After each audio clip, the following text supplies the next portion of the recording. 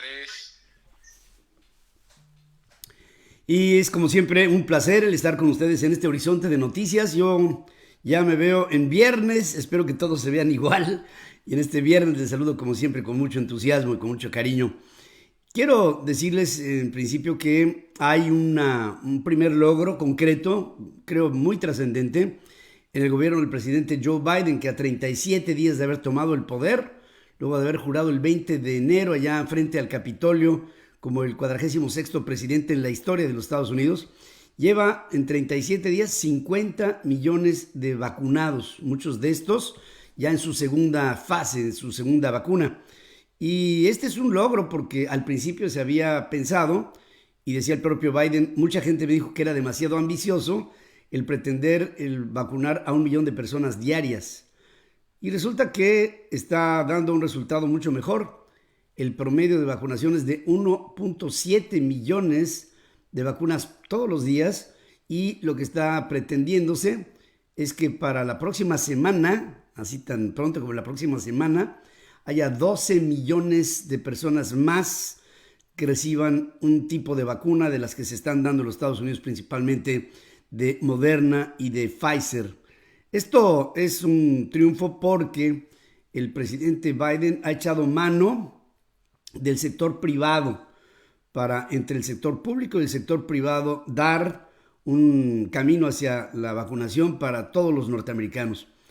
En otras palabras, esta idea de que terminando la primavera y empezando el verano se pudiera acabar con el proceso para que en otoño estuviera vacunada toda la Unión Americana es, creo, y lo dice la propia secretaria del Tesoro norteamericana Janet Yellen y el propio presidente de la Fed, dicen los dos, bueno, primero lo que tenemos que arreglar, lo dice Kristalina Georgieva, también la directora gerente del Fondo Monetario Internacional, la mejor política económico-financiera que se puede hacer ahora en el mundo y en cualquier país es la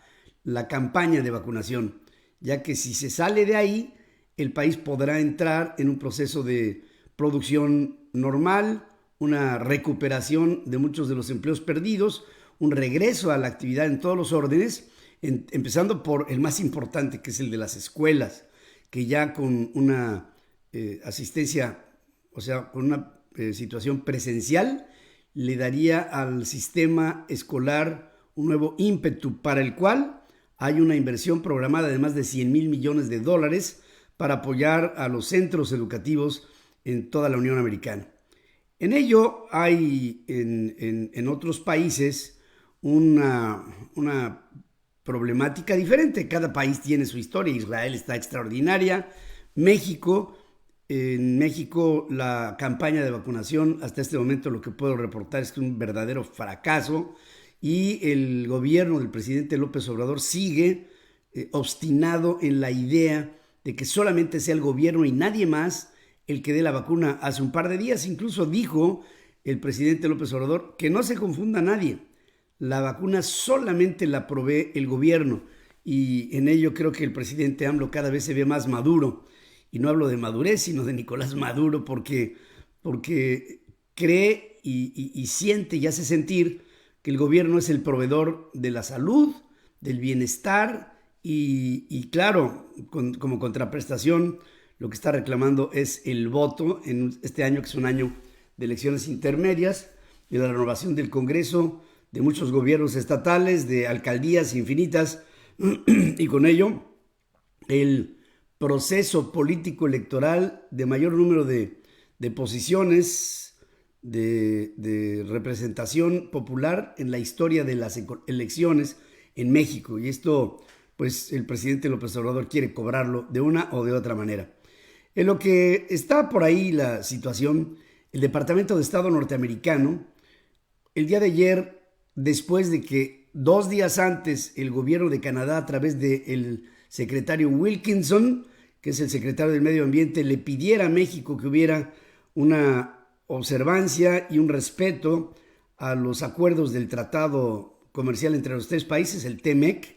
el Departamento de Estado norteamericano hizo un nuevo llamado, así como el de Canadá hace 48 horas. 24 horas después, el Departamento de Estado norteamericano le pide a México: genera, por favor, un ambiente propicio para la inversión en energías renovables,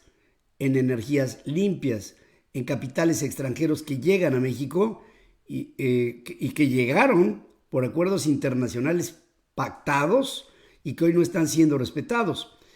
Esta es una primera moción de los Estados Unidos, porque la primera de Canadá fue todavía mucho más profunda, porque dijo que habría que presionar a gobiernos como el mexicano y otros, mencionó a China y a la India, para que se vayan por energías limpias, es decir, fuera del carbón y los combustóleos. Pero esta idea de sancionar, de presionar a gobiernos como el de México puede ser primero en la verbalización diplomática. Pero si al día siguiente llega el Departamento de Estado y hace un exhorto al gobierno mexicano para que se vayan en el mismo sentido de lo que reclama Canadá, esto me pinta el augurio de que el día de mañana de la diplomacia se podría pasar a elementos más concretos. ¿Y cuáles serían? El siguiente paso sería la de la imposición arancelaria, y después vendría una posibilidad de que hubiera embargos en lo económico, en lo comercial a México, en el caso de que se aprobara la ley de la industria eléctrica, como se está discutiendo. Bueno, ni siquiera está discutiendo, sino que la planadora de Morena en el Congreso mexicano está en un fast track llevando una aprobación de esta ley, que es una contrarreforma, es una ley que va en sentido contrario a las políticas mundiales de observancia de todo lo que en compromiso habría que hacer para el año 2030 como primer paso, 2050 como segundo, para el cambio climático, y evitar con ello, con políticas públicas nacionales, que el cambio climático sea una acechanza planetaria. Si todo esto se da, pienso que México está entrando en un umbral de problemas por la intransigencia del gobierno del presidente López Obrador, que tiene la idea de fortalecer a la Comisión Federal de Electricidad, a la generación de energías sucias, que no limpias, y a revivir a una empresa muerta como es la Comisión Federal de Electricidad, que dentro de sus últimos antecedentes le perdonó una deuda por 43,000 millones de pesos a Tabasco, el estado natal del presidente López Obrador, que tenía atrasados en pagos por el suministro de energía eléctrica que nunca pagó. Una organización así pues tiene las primeras reacciones, por ejemplo, de la calificadora Moody's, que es una de las 3 grandes calificadoras del mundo, Standard & Poor's, Fitch y Moody's. Y Moody's dice: de seguir así y de pasar la ley de la industria eléctrica como está, es muy probable, es seguro que vaya a degradarse el papel crediticio de la Comisión Federal de Electricidad. En este momento, el papel crediticio de la CFE es B mayúscula, A minúscula menos, y hay la perspectiva negativa. Si esta perspectiva se diera en la eventualidad del próximo trimestre, podríamos llegar a tener en la Comisión Federal de Electricidad papel basura, similar al papel basura que ya tiene Petróleos Mexicanos. Es por ello que pienso que lo que se está haciendo es absolutamente insensato en México.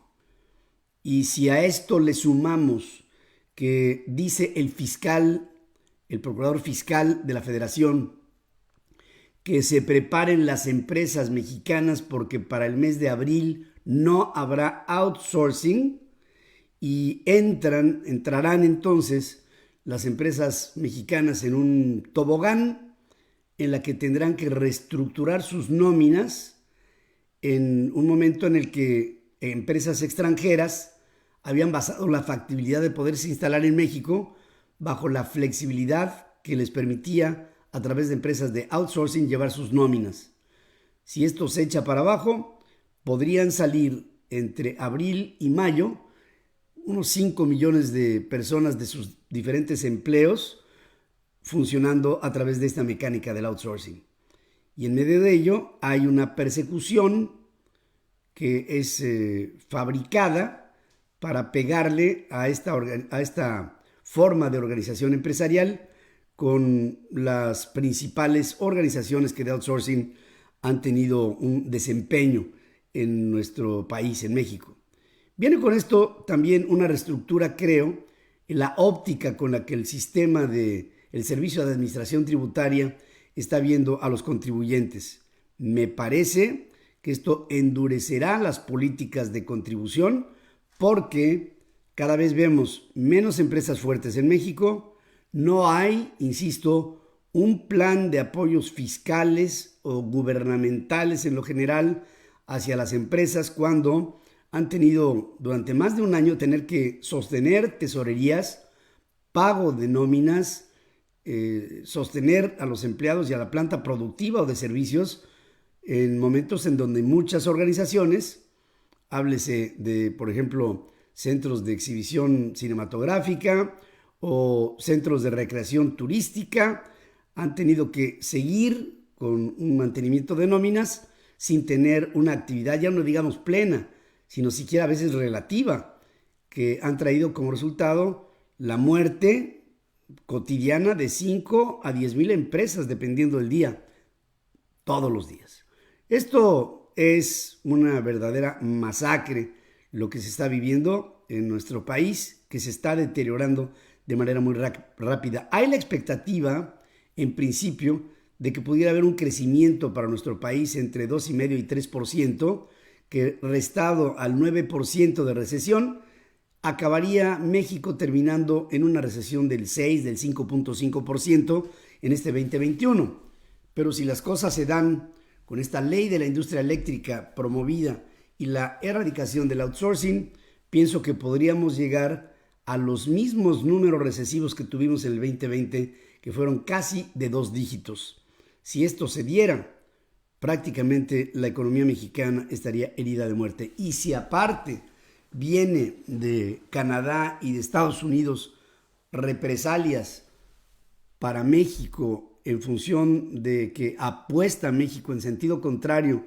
a la generación de energía eléctrica con energías de desechos fósiles pesados, como el carbón y el combustóleo, pues el panorama es completo. Es un panorama tremendamente complejo. El presidente Joe Biden mantuvo su primer contacto oficial con el rey Salmán de Arabia Saudita, le brindó apoyo frente a Irán y reconoció la liberación de varios activistas de derechos humanos y le hizo saber que Estados Unidos renovó esfuerzos diplomáticos junto con la Organización de las Naciones Unidas para poner fin a la guerra de Yemen, que es vecino de Arabia Saudita, escenario utilizado por los sauditas y por Irán para dirimir sus aspiraciones por controlar la región, que es una región rica en petróleo. Está en medio el Golfo Pérsico, la salida de todos estos países del entorno petrolero en el Golfo Pérsico hacia Europa y otros mercados. Biden ordenó, por cierto, un ataque aéreo en contra de una milicia respaldada por Irán en Siria tras las agresiones con cohetes a fuerzas estadounidenses en la zona verde de Bagdad, en Irak. El objetivo de la ofensiva fue la de aplicar toda esta cohetería a instalaciones utilizadas por los rebeldes. El Pentágono explicó que los combates fueron en respuesta al lanzamiento de cohetes en Irak a inicios del mes, que mató a un contratista e hirió a un efectivo militar. Se trata de la primera acción militar de Biden desde que asumió el cargo el 20 de enero de este año que corre. Mientras, China está instando a Joe Biden y a su gobierno a promover un retorno a las relaciones bilaterales sanas y sostenibles después de que William Burns, candidato a director de la CIA, de la Agencia Central de Inteligencia Norteamericana, calificara al gigante asiático como la mayor amenaza geopolítica. Zhao Lijian, que es el portavoz de la Cancillería, sugirió a Washington una política constructiva y advierte que es imposible desacoplar las economías de ambos países por la fuerza en respuesta a una nueva política de Biden de revisar la estrategia de suministro de Washington en sectores clave como es el tema de los microchips y toda esta guerra comercial que se desató en tiempos del presidente Trump con Xi Jinping, con Huawei, con el arresto de la hija del dueño y presidente de Huawei en Canadá, con el que le pararon los tacos a Huawei en su entrada al Reino Unido y algunos otros países de Europa. Y claro, la batalla es en torno al posible servicio de la 5G, que es, digamos, una forma mucho más integral de llevar a cabo el servicio digitalizado en tecnologías avanzadas, pues en un entorno, digamos, mundial, de un control absoluto sobre frecuencias en territorios, en vastos territorios, frecuencias de 5G. El presidente de los Estados Unidos presumió que su administración, como les digo, ya tuviera 50 millones de vacunados en 37 días. Como les decía yo al principio de esta intervención, la idea es creciente, de que todos los días podría haber más y más y más y más vacunados en toda la Unión Americana hasta rebasar la cifra de los 2 millones de vacunas diarias. ¿Hay con qué? Digamos, hay parque, hay número de vacunas, hay centros de distribución, y después de que se logró en los primeros 37 días un récord verdaderamente fuera de lugar de 1.7 millones de vacunados diarios, con todo y nevadas y con todo y todos los avatares y los obstáculos, es muy factible el pensar que la batalla en contra del COVID siguiera adelante con una mayor fuerza. Por cierto, que el día de ayer también el estado de California llegó a más de 50,000 muertos. Un solo estado con 50,927 muertes. Habla del estado de la Unión Americana con más número de muertes,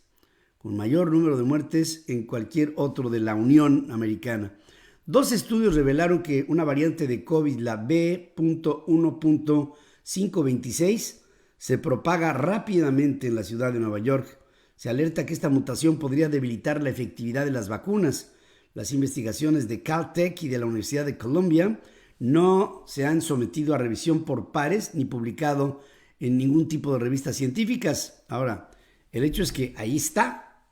el problema potencial que hemos visto con diferentes matices en variantes al COVID que se han dado en diferentes puntos de la geografía en el planeta. China está rechazando enfáticamente el que hubiera obligado a diplomáticos de los Estados Unidos a someterse a pruebas anales del coronavirus a través de hisopos. El Washington Post reportó la semana pasada que algunos diplomáticos habían denunciado ante el Departamento de Estado norteamericano esta práctica, que empieza a tener